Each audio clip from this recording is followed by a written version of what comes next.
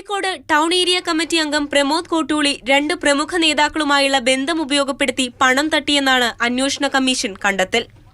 എന്നാൽ ആരോപണം പ്രമോദ് കോട്ടൂളി നിഷേധിച്ചു. അങ്ങനെയൊരു പരാതിയില്ലെന്നു മാത്രമല്ല, പരാതിക്കാരെ വെളിപ്പെടുത്താൻ വെല്ലുവിളിക്കുന്നുമുണ്ട് പ്രമോദ്.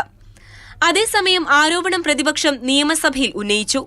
ഭരണകക്ഷി നേതാവ് 60 ലക്ഷം കോഴ വാങ്ങിയെന്ന ആരോപണം എൻ ഷംസുദ്ദീൻ MLA ആണ് ചോദ്യോത്തരവേളയിൽ ഉന്നയിച്ചത്. ആരോപണം മുഖ്യമന്ത്രിയുടെ ശ്രദ്ധയിൽപ്പെട്ടിട്ടുണ്ടോ എന്നായിരുന്നു പ്രതിപക്ഷത്തിന്റെ ചോദ്യം. ഇതിനു മുമ്പും PSC അംഗമാകുന്നതിന് ഇങ്ങനെ പണം കൈക്കൂലി കൊടുക്കുന്ന ഒരു വാർത്തകൾ വന്നിരുന്നു. ഇപ്പൊ കോഴിക്കോട്ട് നിന്ന് ഉയർന്നു വന്നിട്ടുള്ള ഈ ആരോപണം അങ്ങയുടെ ശ്രദ്ധയിൽപ്പെട്ടിട്ടുണ്ടോ? ഇതിൽ എന്ത് നടപടി എടുക്കാനാണ് ഉദ്ദേശിക്കുന്നത്? കോഴ ആരോപണം തള്ളാതെയായിരുന്നു മുഖ്യമന്ത്രിയുടെ മറുപടി. തട്ടിപ്പുകൾ പലതരത്തിൽ നാട്ടിൽ നടക്കുന്നുണ്ട്. അങ്ങനെയുള്ള തട്ടിപ്പുകൾ നടക്കുമ്പോൾ അതിന്റെ ഭാഗമായുള്ള നടപടികളും ഉണ്ടാകുമെന്ന് മുഖ്യമന്ത്രി.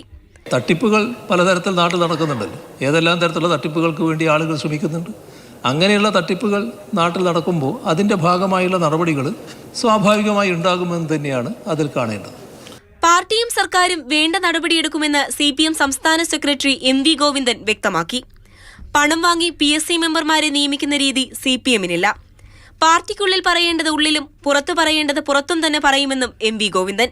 ഈ ആവശ്യമായ പരിശോധന നടത്തി നിലപാട് സ്വീകരിക്കുമെന്ന് യാതൊരു സംശയമില്ലാതെ പറയാൻ സാധിക്കുന്നേ ഉള്ളൂ. ഞങ്ങൾ PSC മെമ്പർമാരെ നിശ്ചയിക്കാൻ വേണ്ടി പൈസ വാങ്ങിയിട്ട് നിശ്ചയിക്കുന്നതല്ല. അതേസമയം പാലക്കാട് കോൺഗ്രസ് പ്രവർത്തകർ മന്ത്രി മുഹമ്മദ് റിയാസിന്റെ കോലം കത്തിച്ചു. പാലക്കാട് DCCയുടെ നേതൃത്വത്തിലായിരുന്നു മന്ത്രിയുടെ രാജി ആവശ്യപ്പെട്ട് പ്രതിഷേധം.